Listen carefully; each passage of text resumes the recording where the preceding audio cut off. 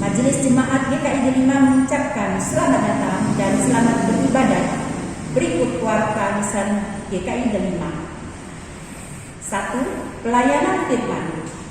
Pemberitaan firman Tuhan pada hari ini dalam kebaktian Sabtu 1 Januari 2022 akan dilayani oleh Pendeta Adi Cahyono dengan tema Yesus, Allah yang menghiraukan. 2. Perjamuan kudus.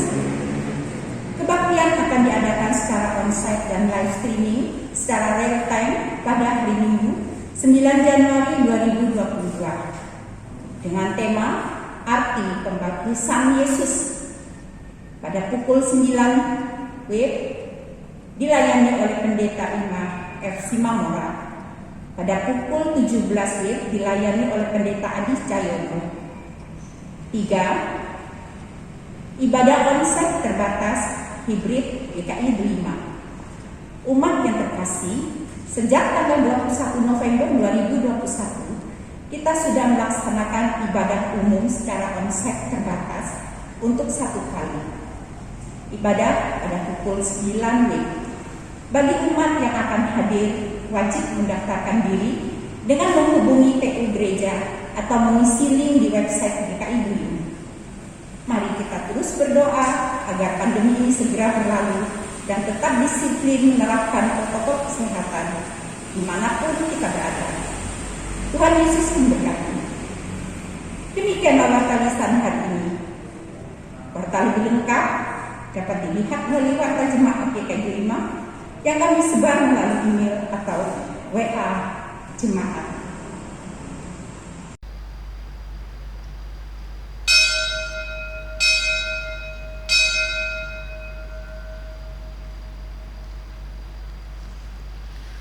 Umat Tuhan, selamat tahun baru. Puji dan syukur kepada Allah kita yang menghiraukan dan memelihara kita dengan kasih-Nya yang besar hingga kita tiba di hari pertama di tahun yang baru. Seperti fajar yang mengusir gelap, demikianlah Allah mengobarkan jiwa kita dengan sukacita pengharapan. Dari gereja maupun dari rumah kita masing-masing, mari padukan hati bersama umat Allah dan segenap ciptaannya. Puji Khalik menciptakan hari yang lalu dan hari depan.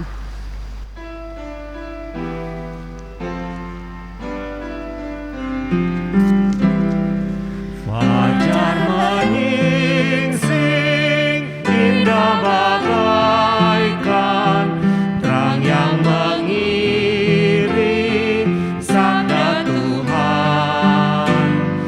Puji Khalik-Mu atas ciptaan, tiap pagi baru kurnia Tuhan.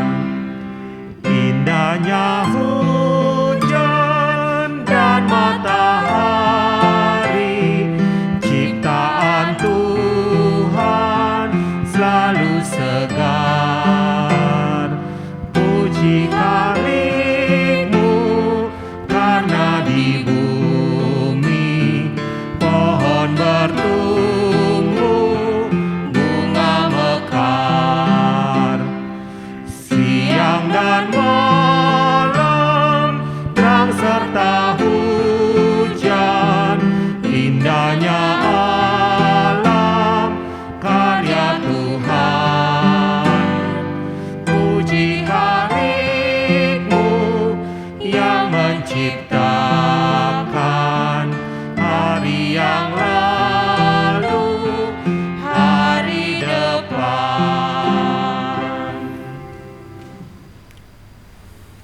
Jemaat yang dikasihi Tuhan, mari kita meyakini ibadah kita berlangsung karena pertolongan kita adalah dalam nama Tuhan yang menjadikan langit dan bumi. Amin, amin, amin.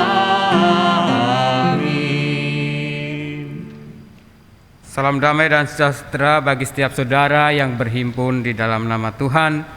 Tuhan beserta saudara. Dan beserta saudara juga.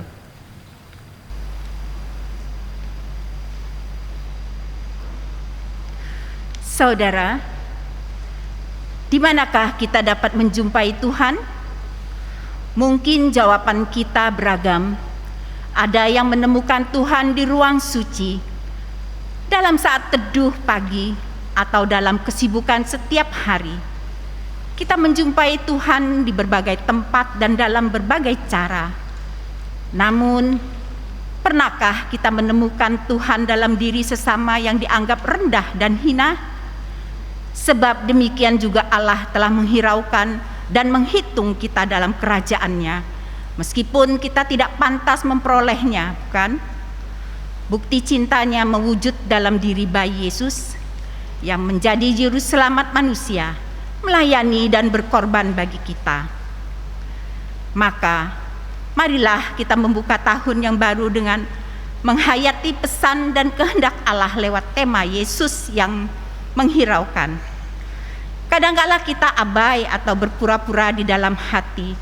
Kasih kita pada sesama cenderung tidak tulus dan penuh perhitungan. Padahal Tuhan ingin kita justru menemukan Dia di dalam diri sesama. Dalam diri sesama yang dianggap berbeda, hina dan rendah, dicibir dan disisihkan. Mari berdoalah dan mohon pengampunan Allah kita. Umat Tuhan diberi kesempatan untuk berdoa secara pribadi.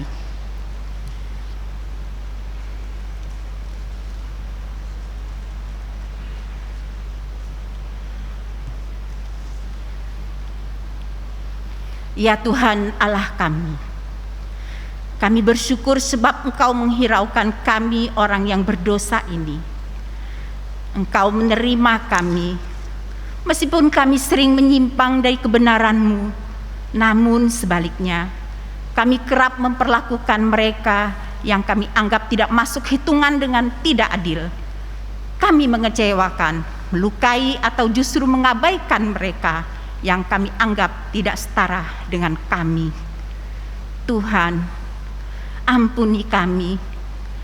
Ajar kami untuk menurut teladan-Mu, melihat kelemahan, kekurangan, dan kehinaan justru menjadi cara untuk berjumpa lebih intim lagi dengan-Mu. Di dalam Kristus kami berdoa dan memohon. Amin.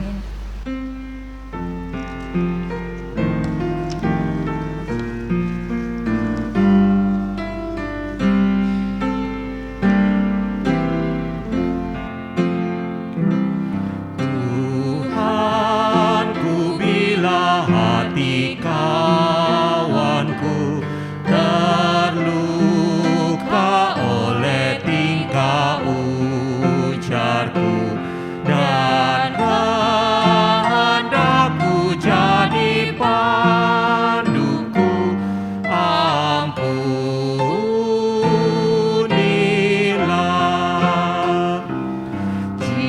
Jikalau tuturku tak semena dan aku tolak orang berkesah, pikiran dan tuturku bercela, ampunilah.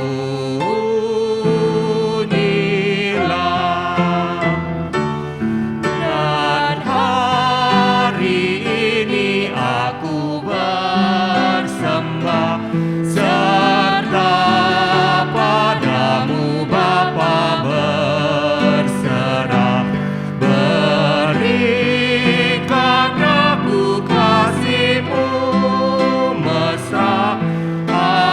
Amin, amin.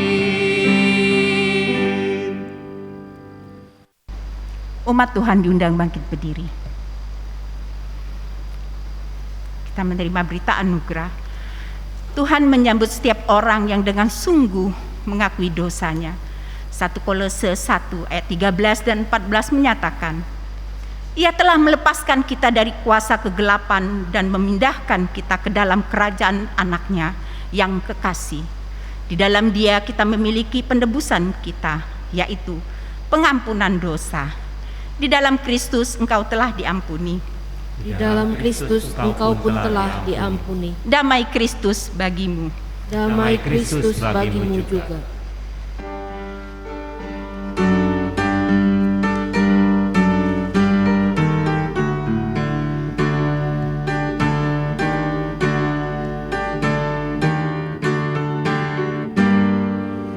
Tuhan Allah telah berfirman, haleluya, pada umat sabda hikmat, haleluya.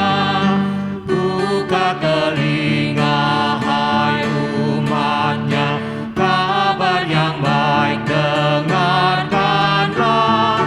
Buka hatimu, Tuhan datang, hai yang beriman.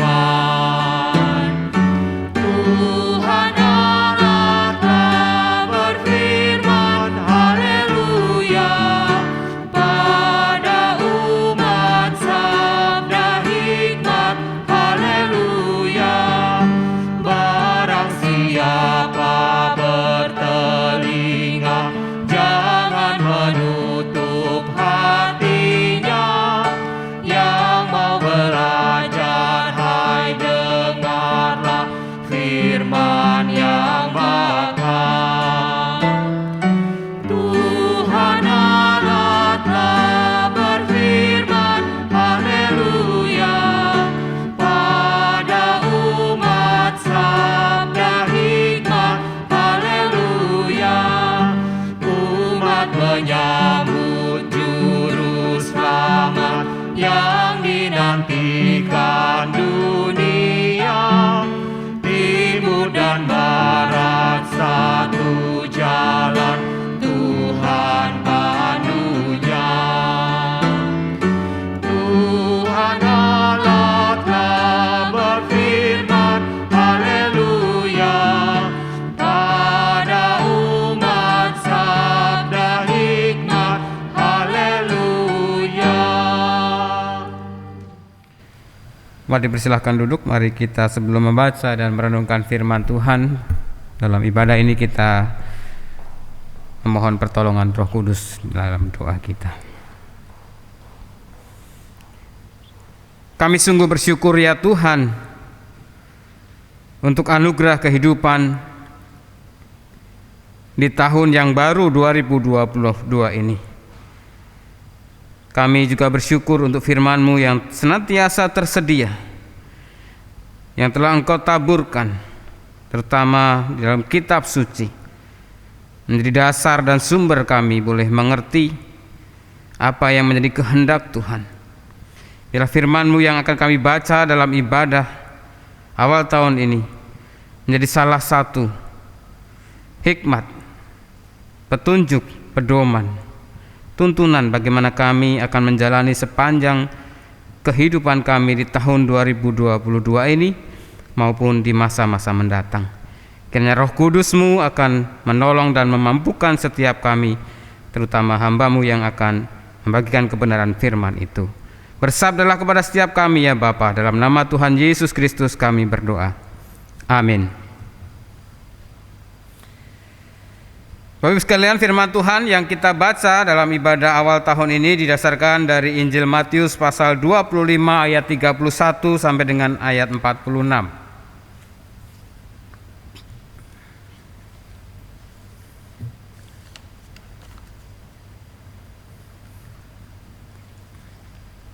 Matius 25 ayat 31 sampai dengan 46. Saya akan bacakan untuk kita semua. Yesus memberikan pengajaran terutama dengan perumpamaan. Yesus berkata, apabila Anak Manusia datang dalam kemuliaannya dan semua malaikat bersama-sama dengan Dia, maka Ia akan bersemayam di atas tahta kemuliaannya. Lalu semua bangsa akan dikumpulkan di hadapannya dan Ia akan memisahkan mereka seorang daripada seorang, sama seperti gembala memisahkan domba dari kambing. Dan Ia akan menempatkan domba-domba di sebelah kanannya dan kambing-kambing di sebelah kirinya. Dan raja itu akan berkata kepada mereka yang di sebelah kanannya, Mari hai kamu yang diberkati oleh Bapa-Ku, terimalah kerajaan yang telah disediakan bagimu sejak dunia dijadikan. Sebab ketika aku lapar, kamu memberi aku makan, ketika aku haus, kamu memberi aku minum. Ketika aku seorang asing, kamu memberi aku tumpangan. Ketika aku telanjang, kamu memberi aku pakaian. Ketika aku sakit, kamu melawat aku. Ketika aku di dalam penjara, kamu mengunjungi aku. Maka orang-orang benar itu akan menjawab dia, katanya, Tuhan, bila manakah kami melihat Engkau lapar dan kami memberi Engkau makan, atau haus dan kami memberi Engkau minum? Bila manakah kami melihat Engkau sebagai orang asing dan kami memberi Engkau tumpangan, atau telanjang dan kami memberi Engkau pakaian? Bila manakah kami melihat Engkau sakit atau dalam penjara dan kami mengunjungi Engkau?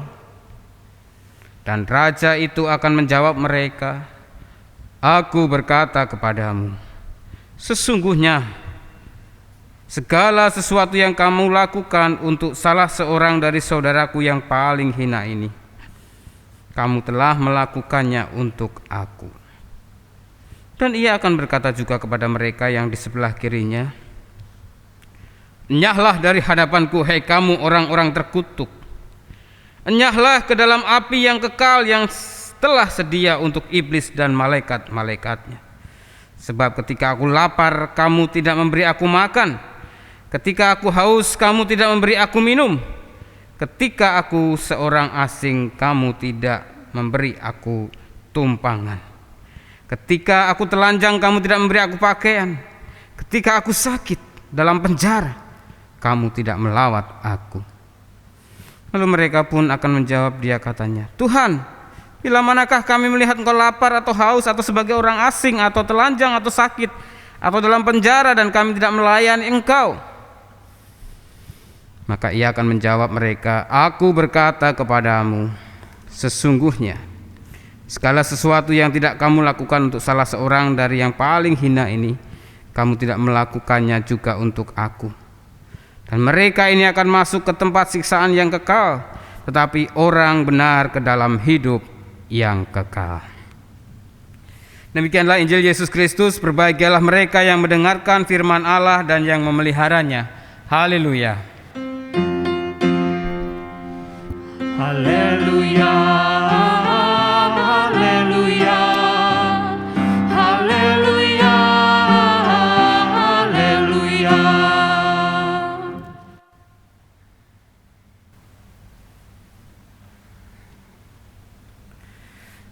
Bapak Ibu dan Saudara yang dikasihi oleh Tuhan, dimanapun saat ini berada, kita patut bersyukur karena pada hari ini, hari pertama di tahun 2022, kita mesti mendapat kesempatan untuk bersama-sama beribadah mengawali tahun ini.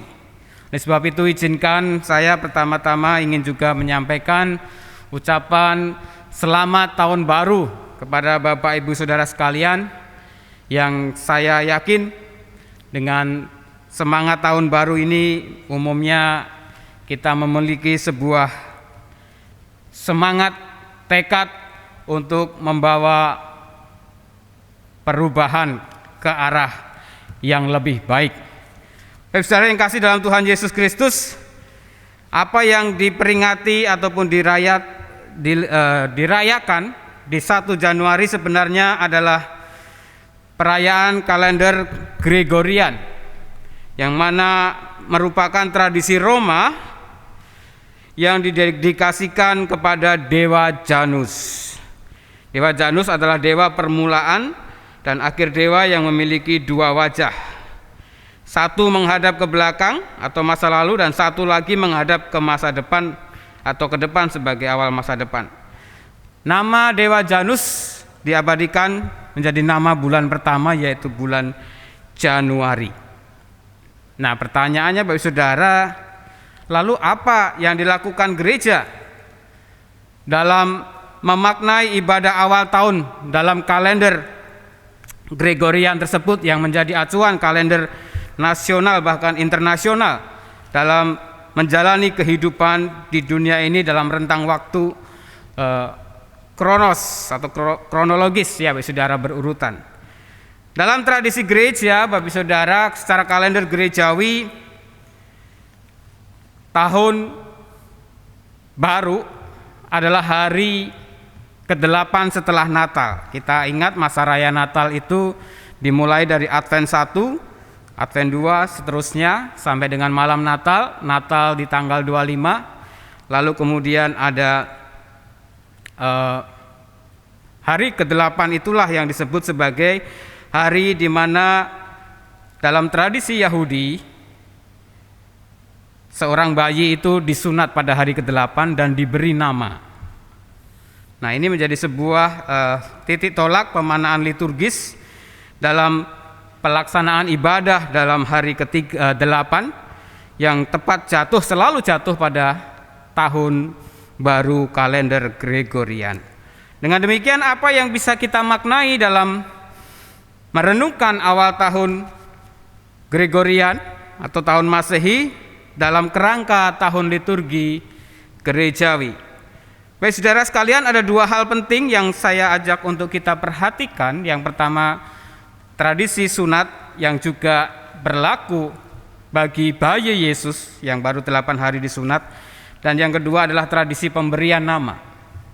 Menarik, pemberian nama itu bukan ada sekedar suka-sukanya Yusuf memberi nama atau Maria, tetapi nama yang diberikan kepada bayi Yesus adalah sesuai apa yang dipesankan oleh malaikat baik kepada Maria maupun kepada Yusuf. Dengan demikian, ini menjadi sebuah rangkaian penggenapan apa yang menjadi janji dan rencana Allah yang terjadi di dalam diri Yesus maupun dalam kehidupan Maria dan Yusuf.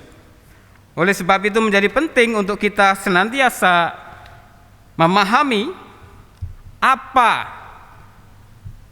arti, apa tujuan Yesus datang ke tengah dunia ini. Bahkan dalam ritus-ritus Yahudi yang melekat dan juga dihidupi atau dilakukan oleh Yesus sejak dari bayinya.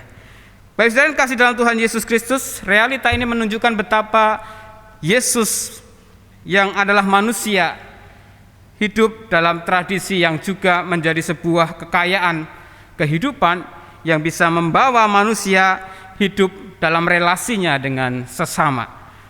Oleh sebab itu menjadi penting untuk kita juga perhatikan pembacaan Injil kita pada minggu hari ke-8 setelah sunat, maksudnya setelah lahir, hari ke-8 sunat dan juga makna pemberian nama itu. Pembacaan Injil kita menegaskan apa sebenarnya arti dan tujuan kedatangan Mesias ke tengah dunia. Dalam catatan Injil Matius yang menjadi bacaan kita pada hari ini, Bapak Saudara, kita melihat ini adalah bagian akhir kehidupan Yesus, di mana Yesus menyampaikan apa yang menjadi tugas Yesus sebagai Mesias, yang pada akhirnya dia memiliki sebuah tugas mandat dari Bapa untuk dia menjadi hakim yang adil, menjadi raja yang agung. Ini agak sedikit melompat jauh begitu ya Bapak Saudara, sedikit melompat jauh. Kenapa? Habis lahir kemarin di ibadah minggu kita mencari Yesus sudah menjadi kanak-kanak, tetapi sekarang kita bacaan hari ini Injil mengisahkan tentang Yesus yang sudah menyampaikan tentang akhir zaman. Oleh sebab itu kita harus memiliki sebuah jembatan penghubung atau jembatan penghubung untuk kita bisa memahami apa sebenarnya dari hubungan semua itu. Jadi yang saya katakan adalah inilah peran, inilah tugas yang harus Yesus lakukan sebagai manusia, anak Allah yang datang ke dunia, di mana setelah dia melakukan tugas-tugasnya ke tengah dunia, Yesus salah satunya menyampaikan apa yang harus dia alami ketika sudah selesai di dunia dan kembali ke dalam dunia untuk yang kedua kalinya. Baik saudara, kalau kita perhatikan teks Injil Matius ini sebenarnya juga related atau berhubungan sekali dengan bacaan yang kedua, yaitu tentang kitab Wahyu. Yang dimana di sana ditegaskan dalam kitab Wahyu pasal yang ke-21 ayat 1 sampai dengan 6 tentang hadirnya Yerusalem baru, langit baru dan bumi baru, di mana nanti Yesus akan datang kedua kalinya sebagai Mesias, sebagai Raja yang adil. Kalau Bapak Ibu mengikuti Sapaan Gembala GKID 5 bulan November, saya membahas tentang itu selama bulan November tentang kitab Wahyu. Dan dari bacaan Injil ini kita sangat jelas sekali ketika Anak Manusia itu datang kedua kalinya, orang akan dikelompokkan. Yang sebelah kanan nanti termasuk golongan domba, yang sebelah kiri termasuk golongan kambing. Siapakah yang termasuk golongan domba, siapakah yang termasuk golongan kambing? Semuanya kayaknya dagingnya enak ya Pak Nelson ya, sate empuk gitu ya. Tetapi ada karakteristik yang coba untuk ditampilkan dalam perumpamaan ini oleh Yesus. Saudara, kambing dan domba sama-sama enak kalau yang doyan ya, yang darah tinggi ya tentunya. Tetapi memiliki karakteristik berbeda, bukan hanya dari sisi dagingnya, tetapi perilaku dari binatang tersebut. Domba seringkali adalah binatang yang identik dengan kelemah lembutan, menurut dan tidak neko-neko. Sedangkan kambing adalah tipikal binatang yang cukup liar, suka memberontak, arogan dan seterusnya. Nah, gambaran ini dipakai oleh Yesus untuk menunjukkan peran yang akan dia lakukan ketika dia akan datang yang kedua kali, di mana pengikutnya, umat manusia akan dikelompokkan menjadi dua. Yang menurut, yang baik, taat akan ada di sebelah kanan sebagai golongan domba, dan yang tidak menurut, suka memberontak dan seterusnya tadi itu ada di sebelah kiri.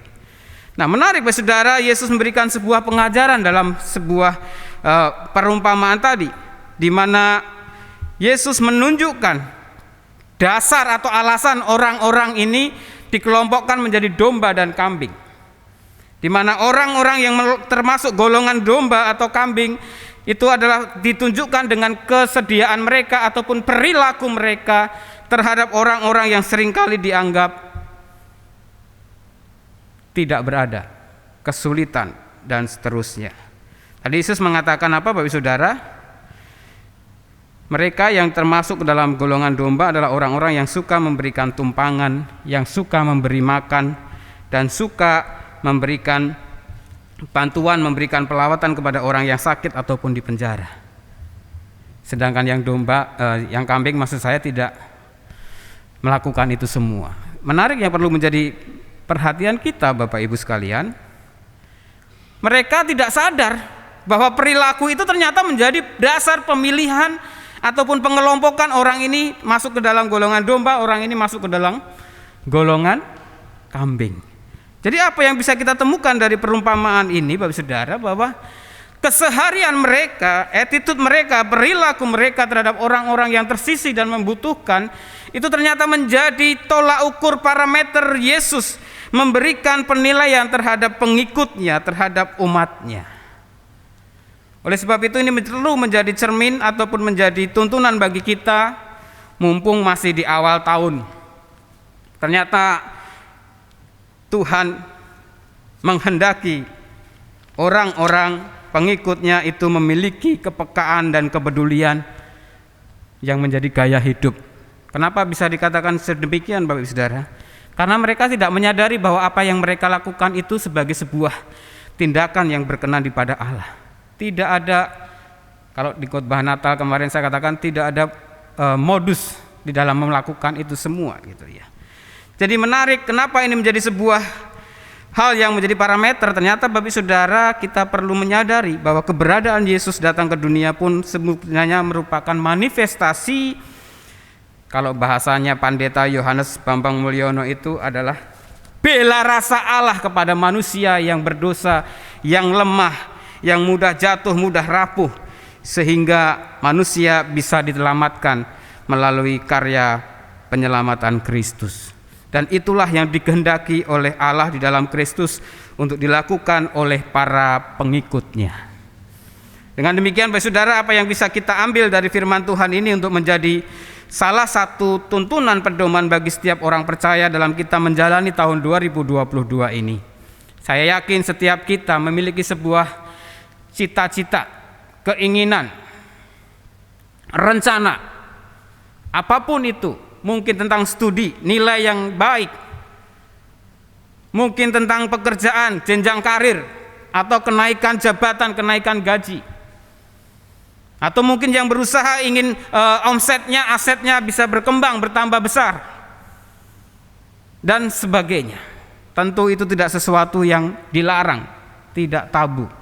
Tetapi yang menjadi pengingat kepada kita, apa yang ingin kita capai itu apakah sudah terkait dengan apa yang diinginkan Allah di dalam kehidupan kita di dunia ini. Oleh sebab itu saya mengajak kita Bapak Saudara, mumpung masih di awal tahun, hari pertama dari 365 hari di tahun 2022 ini yang seringkali kita awali dengan menyusun resolusi-resolusi,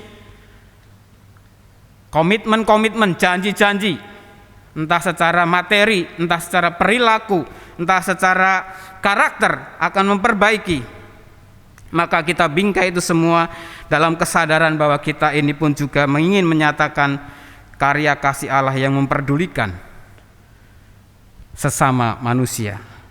Apa yang saya ajak untuk kita refleksikan dari kesimpulan ini Bapak Saudara, mari apapun yang kita capai, jangan sekedar hanya ambisi kita, obsesi kita, sehingga terkadang apa yang ingin kita capai, kita raih itu kita tidak memperdulikan orang lain. Bahkan terkadang tanpa sadar barangkali kita pun memanipulasi orang lain untuk mengikuti, tunduk, terpaksa mendukung apa yang menjadi keinginan kita, cita-cita kita, obsesi kita, yang ternyata itu tidak berkenan di hadapan Tuhan.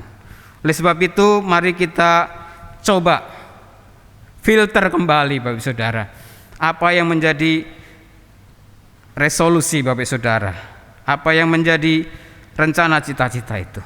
Apakah memang semata-mata hanya untuk diri kita sendiri, tetapi apakah juga kita sudah memiliki sebuah perspektif berpikir, kelulusan yang akan dicapai, kekayaan yang akan dimiliki, harta benda yang akan diraih, itu akan kita gunakan untuk kemuliaan nama Tuhan, dalam arti bisa berguna, bermanfaat, dan berdampak bagi sesama.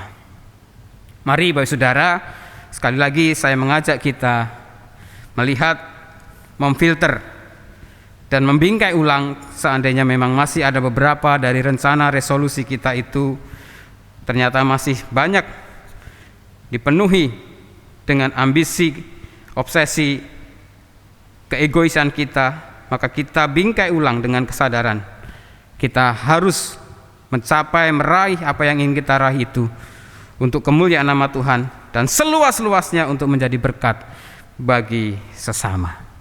Selamat merumuskan, memantapkan, dan mewujudkan apa yang menjadi rencana dan cita-cita di dalam kehidupanmu, sehingga kita juga bisa menyatakan karya kasih Allah dalam setiap karya-karya kita, dalam pekerjaan, dalam studi, terutama juga dalam pelayanan kita baik di gereja ataupun dimanapun kita berada.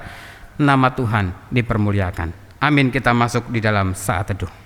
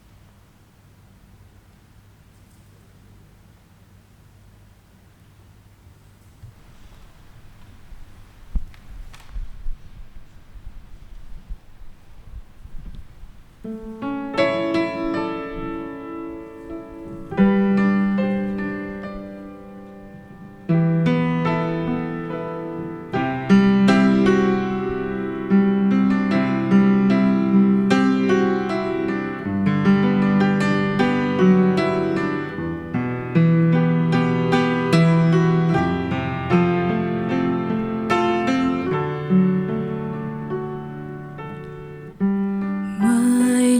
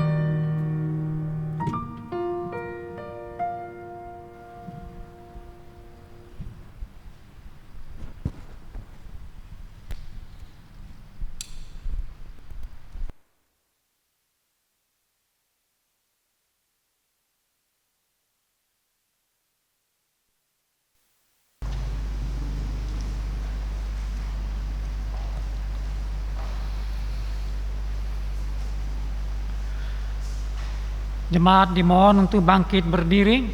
Marilah kita bersama dengan umat Allah di masa lalu, masa kini, dan masa depan, mengingat pengakuan pada janji baptis kita menurut pengakuan iman rasuli. Aku percaya kepada Allah, Bapa yang Maha Kuasa, Hari langit dan bumi, dan kepada Yesus Kristus, Anaknya yang tunggal, Tuhan kita, yang dikandung daripada Roh Kudus, lahir dari anak darah Maria, yang menderita sengsara di bawah pemerintahan Pontius Pilatus, disalibkan, mati dan dikuburkan, turun ke dalam kerajaan maut. Pada hari yang ketiga, bangkit pula dari antara orang mati, naik ke sorga, duduk di sebelah kanan Allah, Bapa yang Maha Kuasa. Dan dari sana Ia akan datang untuk menghakimi orang yang hidup dan yang mati. Aku percaya kepada Roh Kudus, gereja yang kudus dan am, persekutuan orang kudus, pengampunan dosa, kebangkitan orang mati, dan hidup yang kekal. Amin.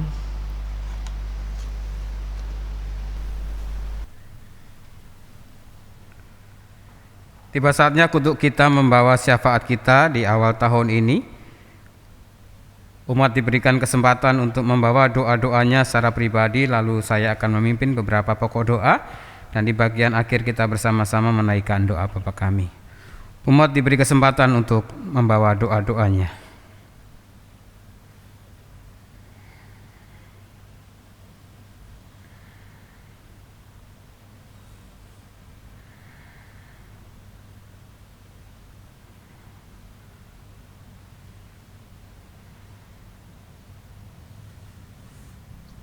Bapa di dalam surga, kami sungguh bersyukur mengawali tahun ini kami telah boleh bersama-sama datang beribadah kepada Tuhan.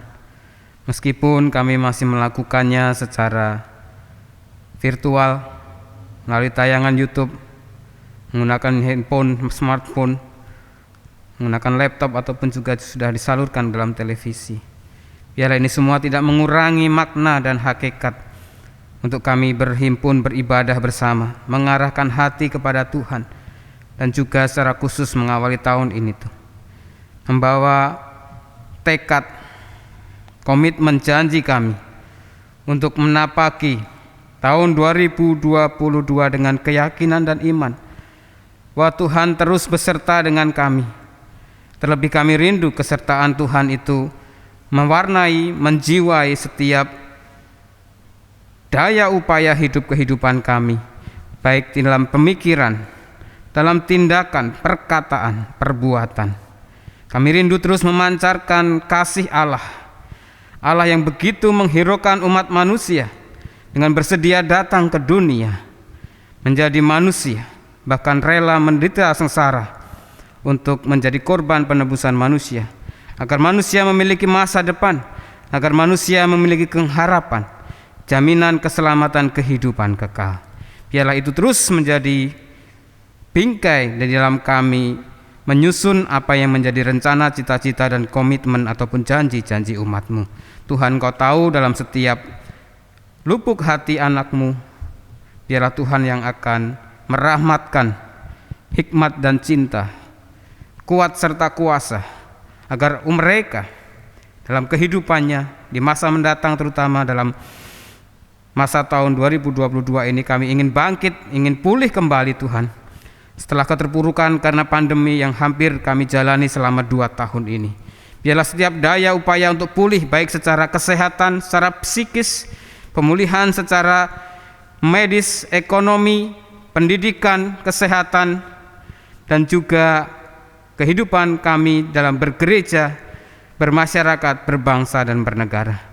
Kami rindu tahun 2022 ini benar-benar menjadi tahun pemulihan bagi gereja-Mu GKI Delima, yang boleh terus mewujud nyatakan karya kasih Allah, baik melalui program kerja, program pelayanan, terutama juga program-program sosial kepedulian untuk masyarakat lingkungan. Kami juga merindu Tuhan terus mendukung upaya pemerintah dalam setiap kebijakan-kebijakan yang ada.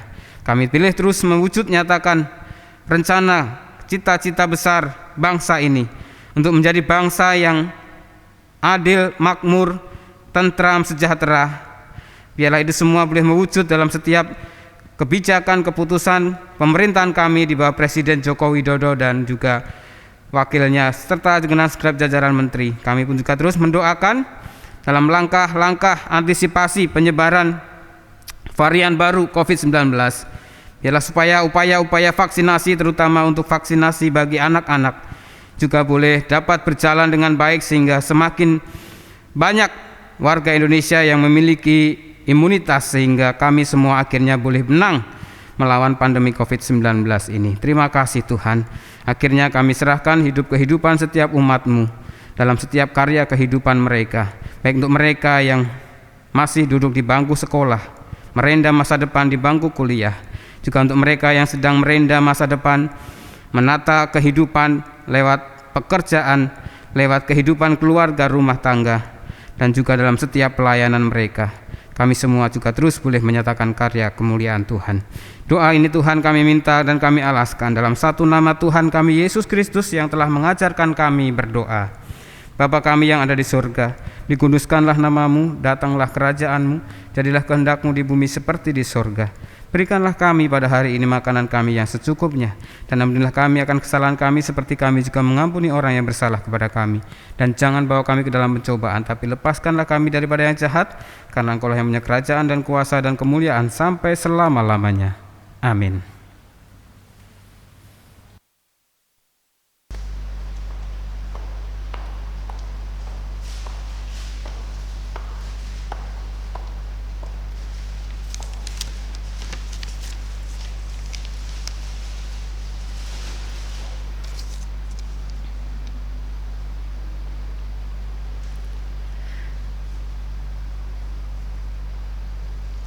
Mari bawalah persembahan kita kepada Tuhan sambil mengingat firman Tuhan dari Kolose 3 ayat 15 dan 17.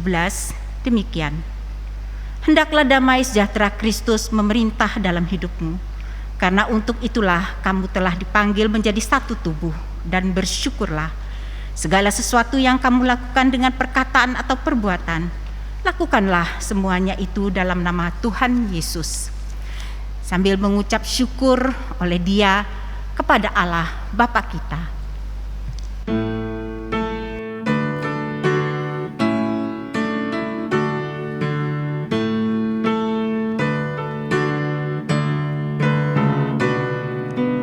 Langit bernyanyi gembira, haleluya,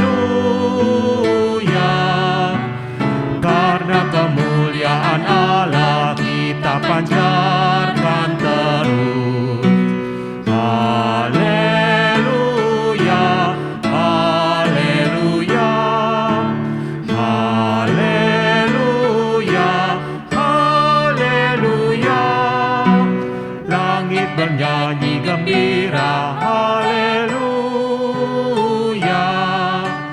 karena hidupku di dalam kasih mesra. Haleluya, haleluya, haleluya, haleluya. Langit bernyanyi gembira, haleluya, karena berita Injili kita masyurkan terus. Haleluya, haleluya, haleluya, haleluya. Umat Tuhan diundang bangkit berdiri. Mari kita berdoa. Ya Allah, kami sungguh gembira atas anugerah-Mu yang telah menghantar kami memasuki tahun 2022. Berkat-berkat-Mu yang tak putus, Kau selalu menghiraukan seruan kami, sehingga kami tak dikuasai oleh kekhawatiran tentang yang kebutuhan hidup kami. Kini kami datang membawa persembahan syukur kami. Terimalah ya Tuhan, jadikanlah persembahan syukur kami ini menjadi sarana pewartaan akan kasih-Mu yang besar, sehingga semakin banyak orang yang tetap memelihara pengharapan kepadamu di tengah ragam rasa hidup. Dalam nama Tuhan Yesus Kristus kami berdoa dan mengucap syukur. Amin.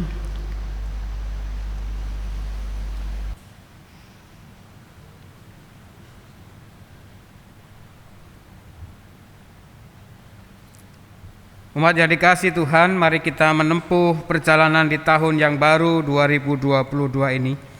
Biarlah halaman pertama buku Siarah Kehidupan kita di tahun ini diisi dengan penghayatan akan Allah yang menghiraukan, bahkan menyelamatkan saudara dan saya, sehingga dengan kesadaran dan keterbukaan kita pun dimampukan untuk menghiraukan dan menerima sesama kita, siapapun mereka.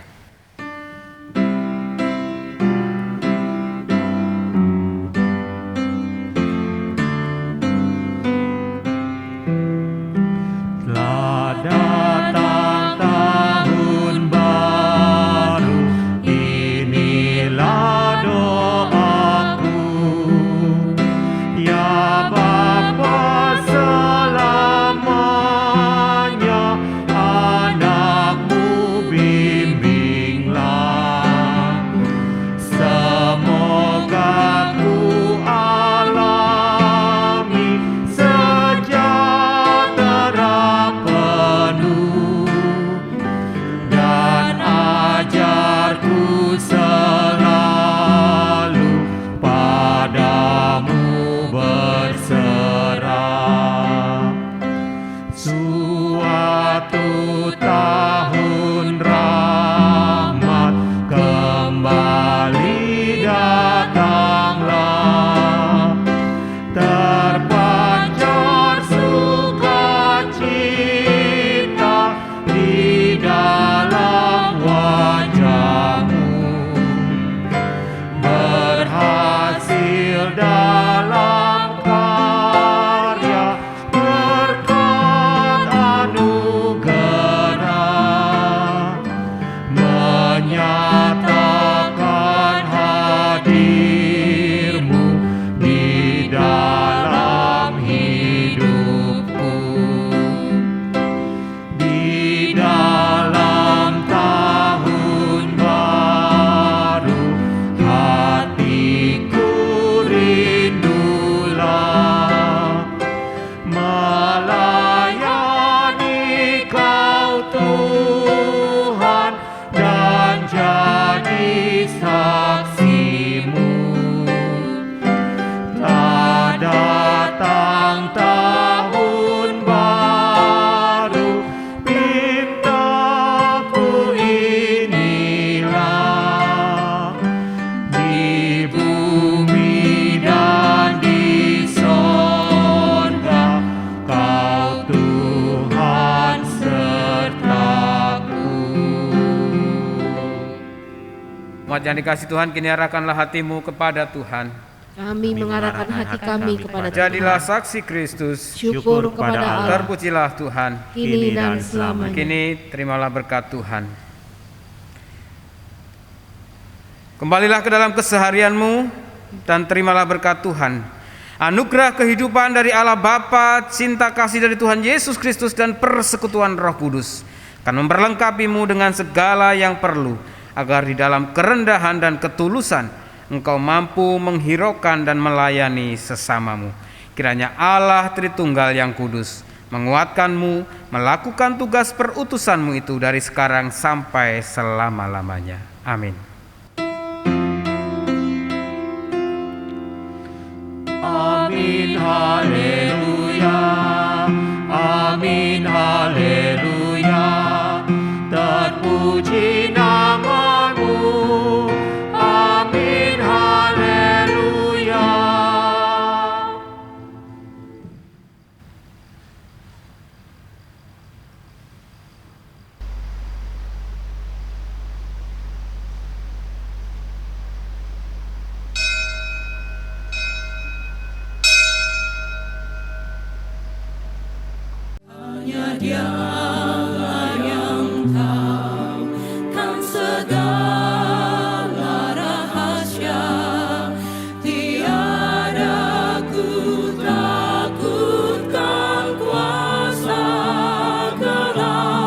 Masa